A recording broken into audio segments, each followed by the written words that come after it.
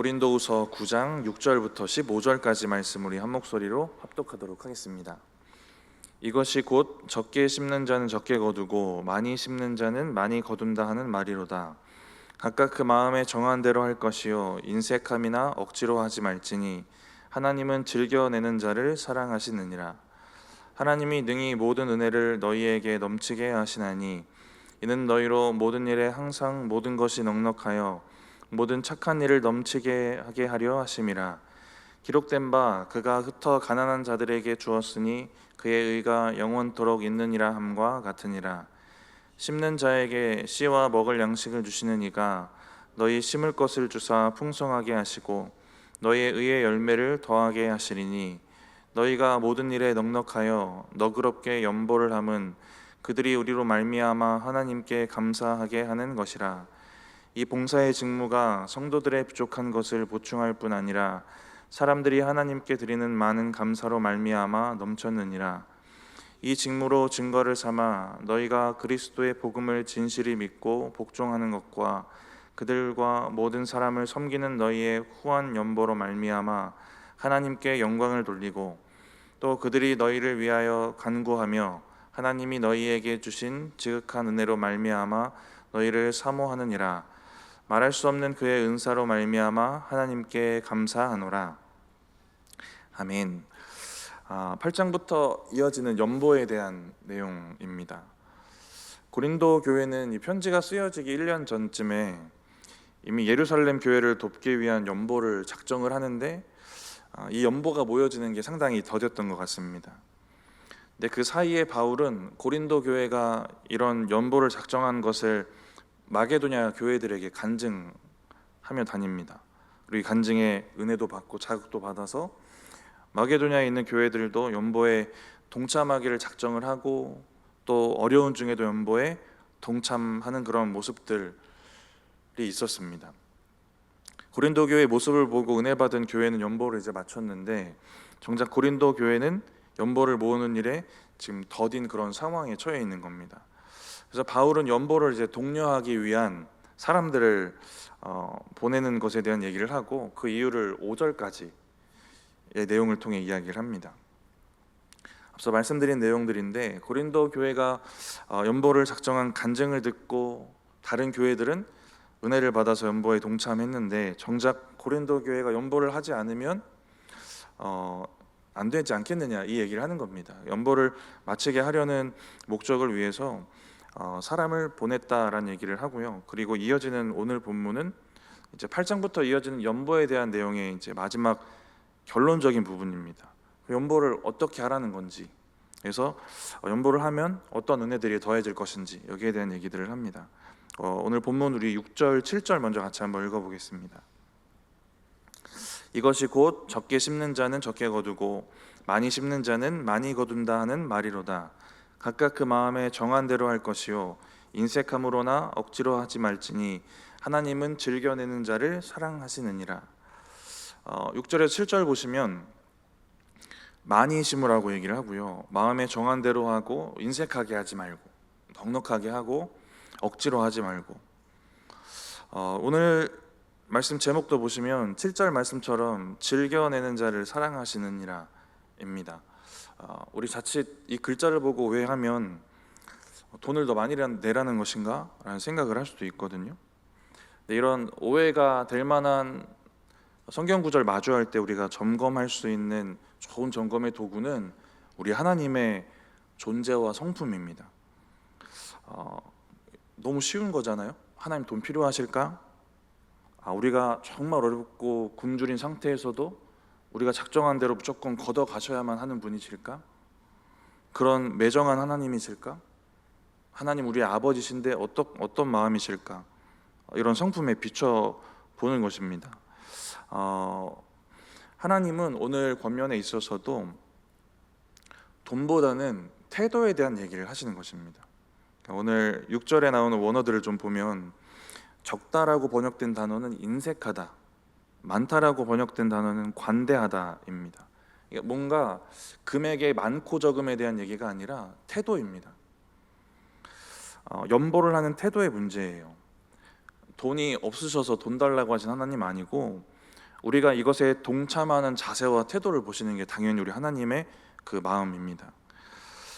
이렇게 번역을 하면 7절로 너무 자연스럽게 이어집니다. 연보를 하는 그 마음 자세와 태도, 그 중심입니다.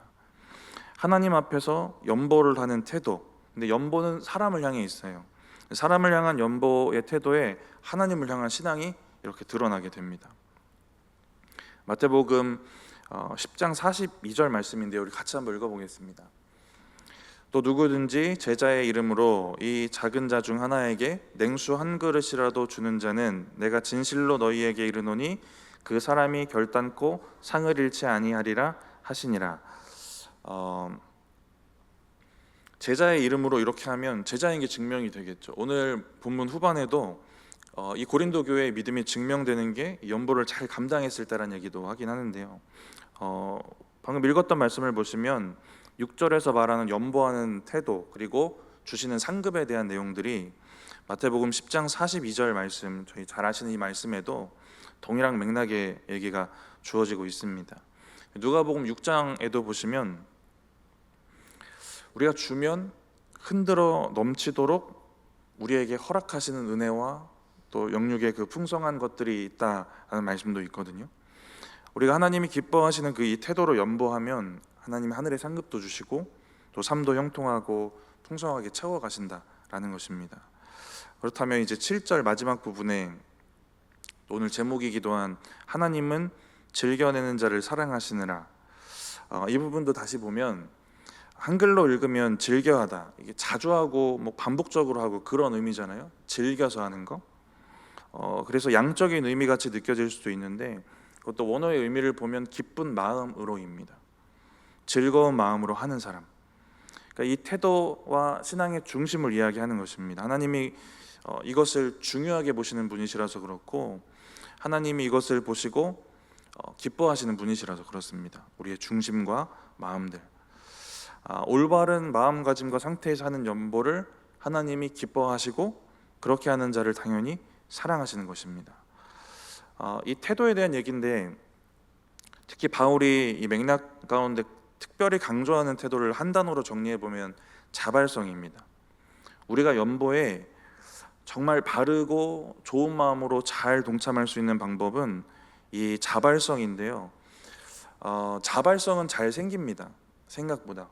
근데 자발성을 잘 지켜가는 게 어려워요. 동기의 순수함이 우리에게 생겨요. 우리가 받은 은혜, 우리가 자발적으로 해야겠다라고 마음 먹는 거, 우리가 은혜 받으면 잘 생기는데 요거를 지켜가는 게 참 쉽지 않은 것 같습니다. 이 부분이 참 중요한데, 이게 중요한 이유는 주님이 이걸 중요하게 생각하셔서 그렇습니다. 주님이 여기를 보시기 때문에. 바울이 9장 앞부분에 연보를 독려하는 사람 보내면서 이렇게 말해요. 너희들의 모습을 통해 다른 교회들이 은혜 받아서 연보에 동참했는데 너희가 아직까지 이러고 있으면 부끄러움을 당하지 않겠느냐. 이게 4절 말씀이거든요. 그럼 바울이 자기가 했던 말이 있는데, 부끄러움 당하기 싫어서 그랬다거나 아니면 고린도 교회가 부끄러움 당할까 봐 걱정돼서 그런 말일까, 이렇게 생각해 볼 수도 있는데요. 이어지는 5절을 보시면 이렇게 얘기를 합니다. 우리 5절 말씀 같이 한번 읽어보겠습니다. 고린도후서 9장 5절입니다. 그러므로 내가 이 형제들로 먼저 너희에게 가서 너희가 전에 약속한 연보를 미리 준비하게 하도록 권면하는 것이 필요한 줄 생각하였노니 이렇게 준비하여야 참 연보답고 억지가 아니니라. 참 연보답게 하고 억지가 아닌 연보가 되도록 하려는 것이 바울의 목적입니다. 연보를 독려하려고 사람을 보낸 목적도 작정한 돈을 어떻게든 채워가지고 이거를 완성시키려는 그 목적이 아니라 1년 전에 은혜 받아서 자발적으로 헌신했던 그 은혜가 지금은 없는 거잖아요. 고린도 교회에. 이걸 회복시키려는 겁니다. 하나님께 작정했던 하나님과 약속을 기억하고 1년 사이에 차갑게 식어버렸던 이 신앙의 열정을 새롭게 해서 다시 그 마음의 중심에 하나님이 기뻐하실 만한 자발성이 있었던 그 마음들이 회복되도록 하는 게 바울의 목적입니다. 자발성과 이 동기의 순수성을 다시 생각나도록 만드는 거예요. 1년 전에 이들이 작정했을 때 자발성과 동기의 순수성, 이건 진짜였을 겁니다. 그런데 1년 사이에 이것이 지켜지지 않을 상황이 놓이는 거예요. 그래서 자발성이 중요하고 이걸 잘 지켜가는 것이 중요합니다. 그러기 위해서 이 마음이 잘 식어지지 않도록 이 신앙을 견고하게 다져가는 게 참 중요할 것인데 9장 1절에 보면 바울이 이렇게 얘기를 합니다. 가난한 성도를 돕는 일에 대해서는 너희에게 다시 설명할 필요가 없다. 왜냐하면 이들이 이미 잘 알고 있기 때문에, 그리고 그에 대한 열심도 있었기 때문에 그렇습니다. 그들이 1년 전에 받았던 은혜, 여기에 대한 마음, 자발성, 이게 다 진짜였던 건데요. 1년간 무슨 일이 있었던 겁니다. 무슨 일이 있었을까? 고린도후서를 묵상하면서 우리가 마주했던 여러 가지 문제들을 보면서 추측해 볼 수는 있겠지만 정확히는 잘 모릅니다. 어쨌든 견고하지 못했고 그 문제들 가운데 흔들렸다라는 건 확실합니다. 견고하지가 않았어요. 이들이 받은 은혜와 그들의 작정은 사실이었지만 이게 쉽게 식어버리는 문제가 생긴 겁니다. 은혜를 받아서 작정한 것도 사실이고 은혜 받은 것도 사실인데 이 마음이 쉽게 식어버린 거예요. 저와 여러분의 신앙에 있어서도 큰 고민거리 중에 하나 아니겠습니까? 저도 그렇고 여러분도 그렇고 작정한 걸 잘 지켜서 열매로 만드는 부분도 당연히 있으실 것이고 그렇게 사는 부분도 있으시겠지만 그렇지 못한 경우도 많습니다. 우리가 받아서 마음 먹고 해야지 하는 그런 결심보다 열매로 맺어지는 게 부족한 부분들을 우리도 보게 되는 겁니다. 그래서 우리의 의지와 참 마음이 연약하구나 라고 우리가 생각을 하게 되는데 이것도 우리의 문제가 맞지만 애초에 우리가 하나님의 일을 순수한 동기로 자발적으로 시작하고 또 이것을 이뤄가고 또 열매 맺고 이렇게 이 일의 시작부터 끝까지 우리의 힘으로 할 수 있는 일이 아니다라는 것을 우리가 인정하는 게 참 중요한 것 같습니다. 성령님이 우리의 마음을 여셔서 은혜를 받았고 성령님이 우리에게 은혜 주셔서 우리가 작정했고 결심했고 성령의 은혜로 그 일을 이뤄가고 성령님의 능력으로 이 열매를 맺는 겁니다. 우리의 의지가 약한 것도 일부의 원인이 당연히 있겠지만 오늘 본문을 봐도 그렇고요. 중요한 건 은혜의 공급의 문제입니다. 이 공급은 주님으로부터 오는 공급인데 요한복음 15장 잘 하시는 말씀 보시면 포도나무인 우리 주님 안에 잘 붙어 있어야 공급을 받고 열매를 맺을 수 있습니다. 그리고 여기를 떠나서는 열매를 절대 맺을 수 없다는 얘기를 하세요. 주님께 계속 붙어서 주님으로부터 공급받아야 열매 맺는 겁니다. 열매 맺는 순간도 그렇고 과정도 그렇고 그 시작점에도 이 은혜의 공급이 없으면 우리가 할 수 없는 것입니다. 바울도 오늘 본문 8절에 이 공급의 문제를 얘기를 합니다. 우리 오늘 본문 8절 같이 읽어보겠습니다. 하나님이 능히 모든 은혜를 너희에게 넘치게 하시나니 이는 너희로 모든 일에 항상 모든 것이 넉넉하여 모든 착한 일을 넘치게 하려 하심이라. 이거 읽다가도 저 헷갈리더라고요. 이게 좀 글이 어렵습니다. 이게. 그래서 바울이 일단은 넘치게 하고 넉넉하게 한다라고 했는데 공급에 대한 얘기거든요. 그럼 바울이 이야기하는 공급이 무엇일까? 모든 은혜에 대한 공급입니다. 그리고 모든 일에 대한 모든 것이 넉넉해지는 공급이에요. 근데 이 문장을 정확하게 해석하려면 넉넉하다라는 이 단어부터 위로 해석해 나가면 되는데요. 이 넉넉하다라는 단어가 어떤 의미냐면 뒤에도 한 번 더 나오거든요. 그건 또 다른 단어입니다. 근데 이 8절에서 나오는 넉넉하다라는 단어의 의미는 디모데전서 6장 6절에 나오는 자족하는 마음이 있으면 경건은 큰 이익이 되느니라. 여기에서 자족하는 마음이 넉넉하다라는 이 단어입니다. 자족하는 마음이 넉넉하다예요. 하나님이 주시는 넘치는 은혜가 있어서 마음에 자족함이 생기는 은혜입니다. 그러면 모든 그 착한 일을 넘치도록 할 수 있는 상황이 된다라는 거예요. 이게 여기서 말하는 신앙의 원리거든요. 이 신앙의 원리가 누구에게 적용된 거냐면 마게도냐 성도들에게 적용이 된 겁니다. 마게도냐 성도들이 연보한 걸로 이 원리가 설명이 돼요. 8절에 연보를 보내는 게 아니라 연보를 받아야 되는 사람들입니다. 이 사람들은. 근데 이들에게 넘치는 하나님의 은혜가 있었고 자족의 은혜가 채워집니다. 그래서 이들은 현실적으로는 연보를 받아야 되는데 넉넉함이 있어요. 그래서 이 일들을 넉넉하게 할 수 있는 그런 은혜들이 이들에게 충만했던 겁니다. 바울도 그들이 연보한 거에 대해서 이렇게 얘기해요. 그들이 힘에 지나도록 자원했다라고 말합니다. 힘에 부치도록, 넘치도록 자원했다라는 얘기를 해요. 부족함 중에도 착한 일을 그렇게 넘치도록 했다는 겁니다. 그러니까 하나님의 공급이 꼭 물질적인 것만은 아니고, 물질적인 공급이 있어야만 넘치도록 하나님의 일에 동참하는 것도 아닙니다. 그러니까 간혹 이런 사람들 있잖아요. 내가 경제적으로 조금만 더 안정되면, 요번 문제만 내가 넘어가고 나면 내가 하나님의 일에 엄청나게 동참할 거다, 막 이런 말 하는 사람들 간혹 있지 않습니까? 이러면 고린도 교회처럼 작정한 것들이 미뤄지고 뒤로 가고 이뤄가기 어려워지는 겁니다. 우리가 생각하는 경제의 안정, 물질의 만족은 우리 기준이면 이거는 계속 변하는 거예요. 채워지면 채워진 만큼에서 또 기준 높아지는 겁니다. 말씀드린 것처럼 하나님의 은혜 안에서 얻게 된 자족의 은혜로 설명이 되어야지 언제든지 우리가 하나님의 일에 동참할 수 있는 그 넉넉함이 거기에 있게 되는 겁니다. 그래야 마게도냐 교회처럼 상황을 넘어서 하나님의 일을 넘치도록, 자신들의 상황보다 넘치도록 하게 되는 것입니다. 그러니까 우리가 하나님의 일을 위해서 무언가 구할 때 물질도 당연히 구해도 되겠죠. 근데 그것보다 먼저는 나에게 하나님의 은혜가 넉넉하게 공급되도록, 그래서 현실의 문제와 상황과는 상관없이 자족할 수 있는 이 넉넉한 은혜가 나에게 채워지도록 먼저 구해야 되는 것입니다. 이런 은혜가 저와 여러분에게 있기를 축복합니다. 그래서 넘치도록 하나님의 일들을 잘 감당하시기를 축복합니다. 여기까지 정리해 보면 자발성, 이 동기의 순수함이 필요한데요, 또 이 마음과 믿음을 견고하게 지켜갈 수 있는 은혜의 공급들이 우리에게 있어야 합니다. 이러한 은혜가 충족되어서 연보를 잘 완성한 게 마게도냐 교회들입니다. 이들이 가졌던 또 하나의 귀한 믿음이 하나 있는데요, 이것도 우리가 하나님의 일에 잘 동참하기 위해서 필요한 마음 같아요. 고린도서 8장 2절 3절을 보면 환난의 많은 시련 가운데서 극심한 가난도 있고 또 힘에 부치는 상황도 있는데 풍성한 연보를 넘치도록 하는데 힘에 지나도록 했다라고 얘기를 하거든요.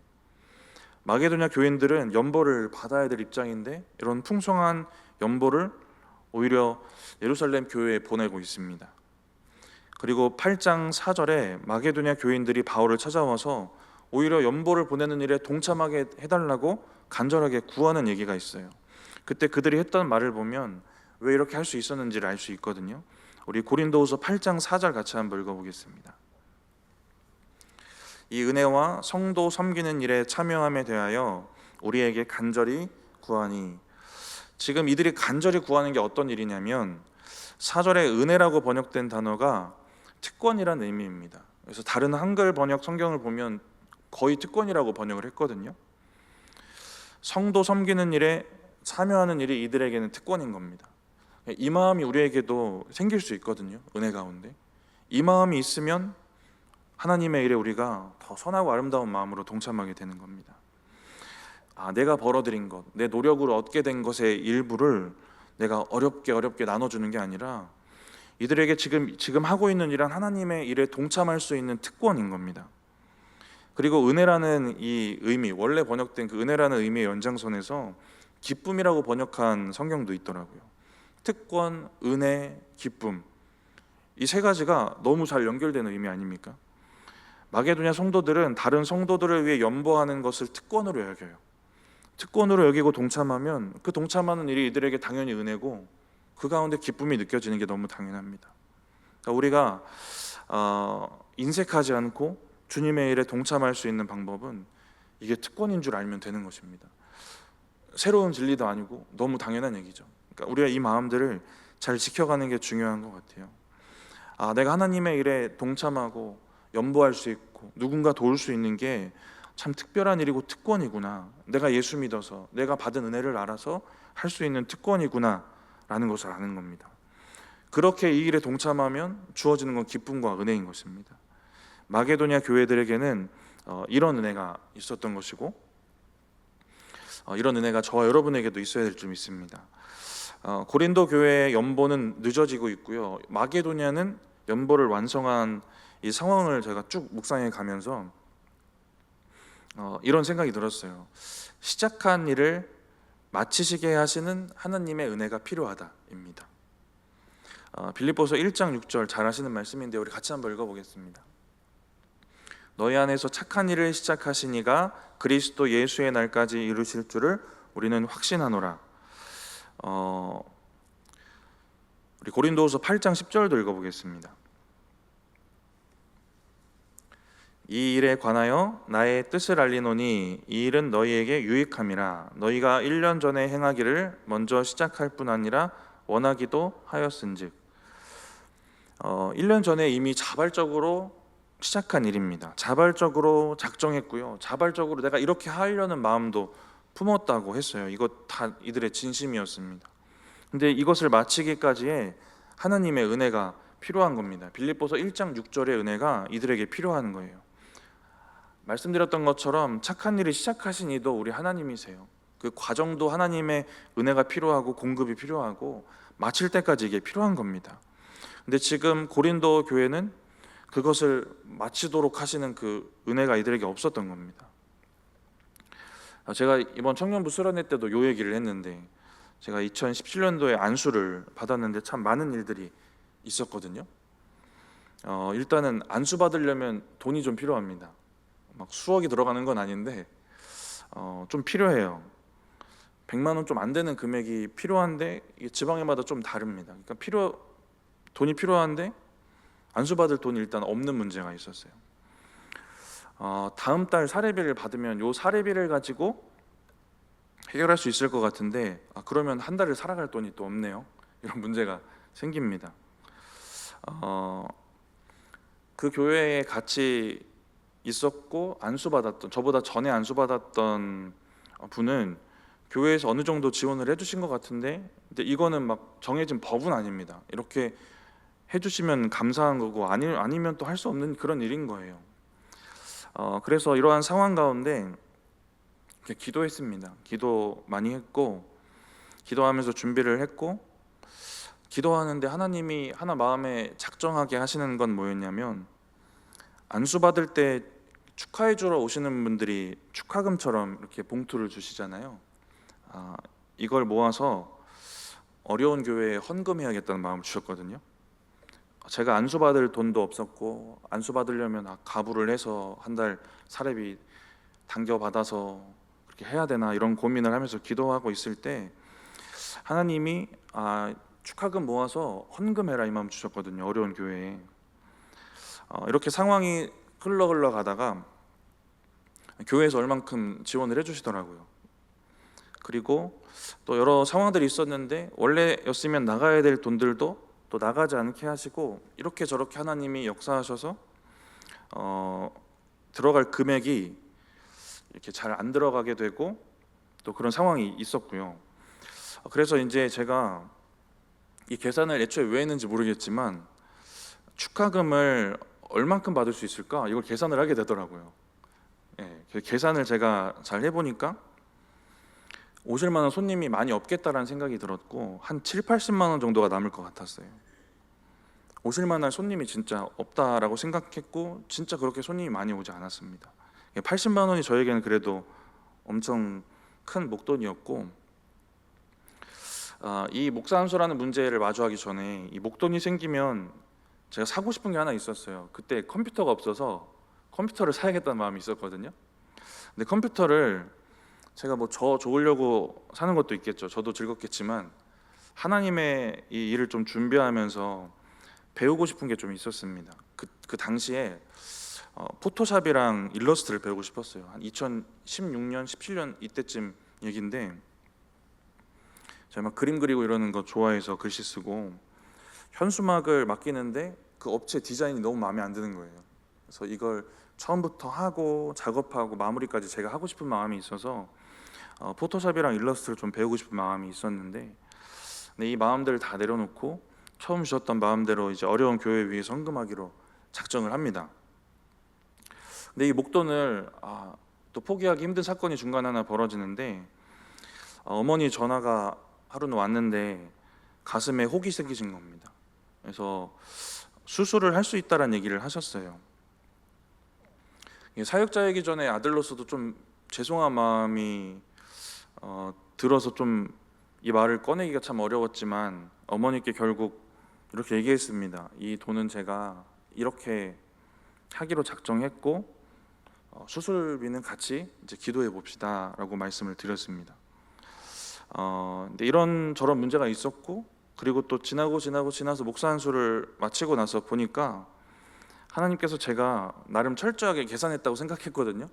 근데 제가 생각했던 것보다 거의 5배를 저에게 이제 허락을 하십니다. 네, 엄청 저에게 그 당시에 저에게 엄청 큰 목돈이에요. 360만 원. 네, 통장에 몇만 원 있던 상황이니까 이 돈은 엄청나게 큰 돈입니다. 제 예상대로 손님이 많이 오지 않았고요. 내 생각보다 축가금을 되게 많이 주신 분들이 있었고, 또 생각지도 못했던 분들이 주시기도 했습니다. 예를 들어서 제가 용인 시골에 가서도 사역을 했거든요. 그때 젊을 때인데 그 교단 홈페이지 가면 구인 구직란 있습니다. 거의 누가 올리는 거냐면 교회들이 올리는 거예요. 전도사님, 목사님을 모십니다 하고 올리는 건데, 제가 전도사였는데 전도사인 제가 올린 겁니다. 저 필요하신 데 없습니까? 필요하신 데 가겠습니다 하고 올린 거예요. 근데 전화가 와서 갔는데 거기가 시골교회인 겁니다. 당연히 시골교회 사람이 필요하겠죠. 용인에 가서 사역을 했는데 주일학교도 하고 찬양도 하고 학생부도 하고 막 다 했습니다. 여름이 와서 이제 여름 성경학교를 했는데, 교회들이 작다 보니까 여러 교회를 모아가지고 예선교회, 용인에 있는 예선교회들 모아가지고 성경학교를 했는데 열심히 했습니다. 근데 그 교회 중에 한 교회 목사님이 되게 오래전 일인데도 축하금을 보내주셨어요. 그 사이에 막 연락을 하고 지낸 사이도 아니고 얼굴도 이름도 가물가물했던 그 목사님입니다. 근데 그 목사님이 축하금을 기억하고 보내주셨던 것이 있었고, 그리고 제 친구가 있는데 친구의 장인어른이 100만 원 보내주셨습니다. 만난 적도 없고 좀 먼 사이 아닌가요? 친구의 장인어른이면 엄청 먼 사이인데 100만 원을 보내주셨어요. 그리고 우리 이모들도 생각보다 엄청 많이 주셨고, 교회 안 다니는 이모들. 이래서 이렇게 저렇게 생각지도 못했던 돈이 막 채워지고 이래가지고 360만 원이 채워졌고, 제가 계산했던 것보다 많아서 잠깐 고민했습니다. 그런데 작정한 대로 헌금을 했어요. 어떻게 헌금할까 기도하다가 하나님이 지나온 그 지방애들을 생각나게 하시더라고요. 그래서 각 지방에 무명으로 100만 원씩 헌금하고, 저희 어머니도 목회하셨었는데 알고 계신 어려운 개척교회 60만 원 헌금하고 해서 잘 흘려보냈던 것 같습니다. 그리고 어머니 아프셨던 건 수술이 아니라 간단하게 약과 치료를 통해서 해결할 수 있는 상황으로 하나님이 일하셨던 이제 경험들도 있습니다. 이렇게 하나님이 되게 많은 일들을 겪게 하셨거든요. 많은 일들을 겪게 하시면서 많은 상황들을 마주하게 하셨고, 또 이렇게 많은 역사들을 이루어 가셨는데, 이 오늘 말씀 준비하면서 이게 또 생각이 나더라고요. 저도 고린도 교회처럼 자발적인 마음, 기도하다가 자발적인 마음으로 시작했는데, 이 자발적인 이 마음들을 지켜야 되는 상황들을 자꾸 마주하는 겁니다. 어머니가 아프시기도 하시고 돈이 없기도 하고 이런 상황들을 마주하는 거예요. 근데 지금까지 제가 오늘 본문을 통해 나누었던 이 은혜들이 하나둘 채워지는 게 저한테 느껴지는 겁니다. 견고하게 이 마음을 지킬 수 있도록 자꾸 은혜의 공급 앞으로 제가 가게 하시고, 하나님의 일에 동참하는 게 참 귀한 특권이다. 이 마음은 그냥 저의 삶의 모토이기도 한데 이 마음을 잘 지켜갈 수 있도록 해주시고, 은혜가 공급되니까 현실 이런 거 잘 안 보이고 이게 잘 이겨낼 수 있고 또 만족할 수 있는 자족이 저에게 있었던 것 같습니다. 제 인생 말씀이 고린도후서 6장 10절인데 얼마 전에 묵상하셨죠. 근심하는 자 같으나 항상 기뻐하고 가난한 자 같으나 많은 사람을 부유하게 하고 아무것도 없는 자 같은데 모든 것을 가진 자로다 하는 이 말씀입니다. 제가 소망하는 말씀이고 제가 믿고 있는 믿음의 모양이 이래요. 목사 안수를 받을 때도 이 믿음대로 또 하나님이 또 살게 하셨던 그 은혜들이 있습니다. 모든 일을 부유하게 하셔서 후하게 남을 도울 수 있도록 하셨어요. 이 원래 의미는 영적인 부여에 대한 의미인데 영적 부여도 그렇고 육적인 부여도 잘 전달하고 흘려보내는 삶을 하나님이 살게 하십니다. 오늘 본문 11절에도 그 넉넉하다라는 단어, 아까 앞서 나왔던 넉넉하다는 그 자족하는 마음이라는 그 의미가 있었다면 11절에 나오는 넉넉하다라는 단어는 부요하다라는 의미입니다.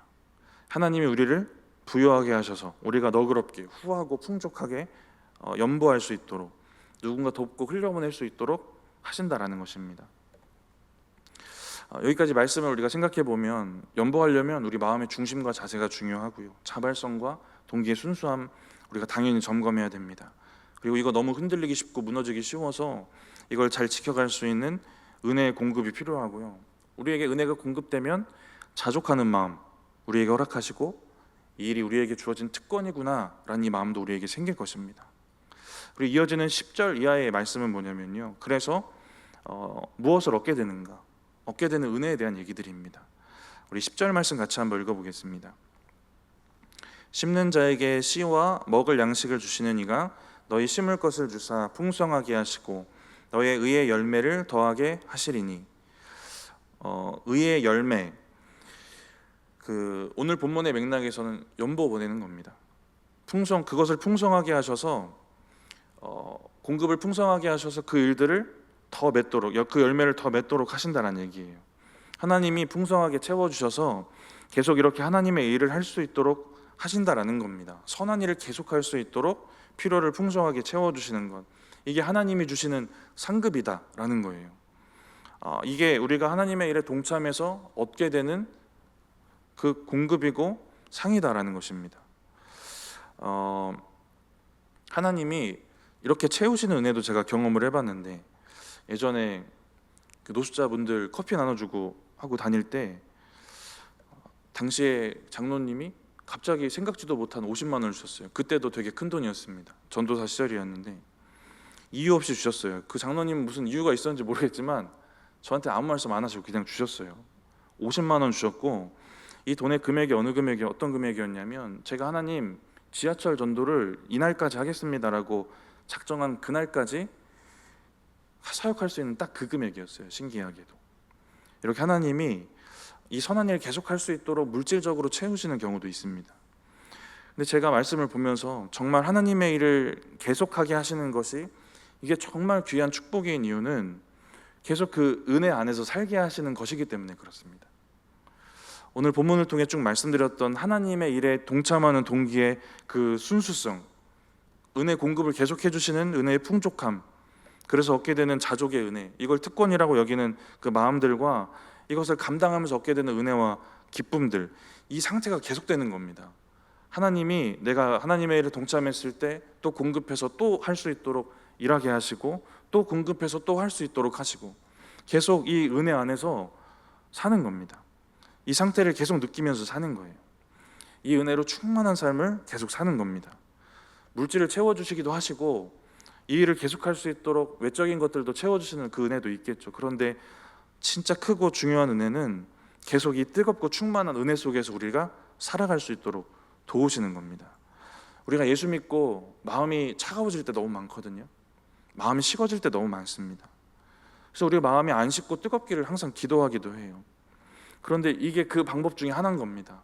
하나님이 이 일을 계속할 수 있도록 은혜를 공급하시고 나는 그 일에 순종하고 또 공급하시고 또 계속하시고입니다. 이러한 은혜가 우리에게 우리의 삶의 열매로 잘 주어졌으면 좋겠습니다. 우리 이어서 11절도 읽어보겠습니다. 너희가 모든 일에 넉넉하여 너그럽게 연보를 함은 그들이 우리로 말미암아 하나님께 감사하게 하는 것이라. 그들이 우리로 말미암아 하나님께 감사한다는 건데요, 우리가 하나님의 일에 동참했는데 다른 사람이 하나님을 만나는 겁니다. 하나님께 감사하는 거예요. 하나님께 은혜를 고백하는 겁니다. 연보를 하는 사람은 10절 말씀 나눌 때 말씀드린 것처럼 물질적으로 채워질 수도 있고요, 영적인 풍요도 누립니다. 근데 연보를 받게 되는 사람도 그래요. 직접적인 물질을 도움받았으니까 물질도 풍요로워졌을 것이고, 11절 말씀처럼 하나님을 향한 감사가 넘칩니다.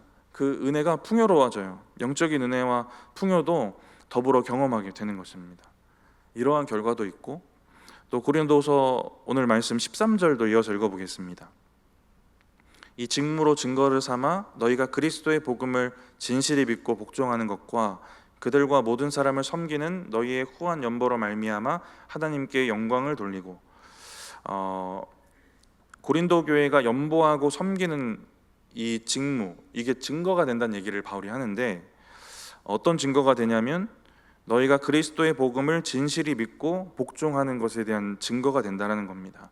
고린도 교회가 어떤 믿음을 가지고 있는지 증명하는 증거가 된다는 것입니다. 우리가 하나님의 일을 감당하고 거기에 속해 살아가면 우리가 입술로 말하는 우리의 믿음의 증거가 되고 증명이 되는 겁니다. 사람에게 증거가 되면, 증명이 되면 그 사람에게 흘러간 은혜가 있을 것이고, 하나님 앞에 증거가 되면 그것도 너무 귀한 은혜죠. 이렇게 증거가 되는 겁니다. 그리고 마지막 14절 우리 같이 한번 읽어보겠습니다. 또 그들이 너희를 위하여 간구하며 하나님이 너희에게 주신 지극한 은혜로 말미암아 너희를 사모하느니라. 그들이 예루살렘 교회입니다. 그들이 예루살렘 교회가 고린도 교회를 위해 간구하고 그들을 사모하게 된다는 얘기를 하는데요, 이게 참 귀한 은혜의 결과의 이유는, 예루살렘 교회는 유대인 출신 교인들 중심 교회, 고린도 교회는 이방인 출신 교인들의 중심이 되는 그런 교회입니다. 여전히 남아있는 편견들, 그 미묘한 갈등들, 불신의 벽들, 이방인 진짜 은혜 받았을까? 이들이 정말 회심했을까? 이런 불신의 벽들, 이런 것들이 다 허물어지는 장면 중에 하나인 겁니다. 이렇게 하나님의 일에 동참하는 연보를 하는 사람도 또 받는 사람도 은혜가 있겠지만, 이게 교회적인 이러한 연합의 은혜도 있게 되는 겁니다. 이렇게 하나님의 일에 동참하는 이 연보를 통해서 우리에게 주어진 하나님의 그 풍요와 은혜들을 더 뜨겁게 누리시기를 바랍니다. 그리고 믿음의 증거가 되게 하시고 또 연합의 도구가 되게 하시는, 더 큰 일의 도구가 되게 하시는 그 은혜 가운데도 또 거하시기를 바랍니다. 이와 같이 하나님이 허락하신 이 착한 일들을 계속해서 또 풍성하게 이뤄가시는 저와 여러분들 되시기를 축복합니다.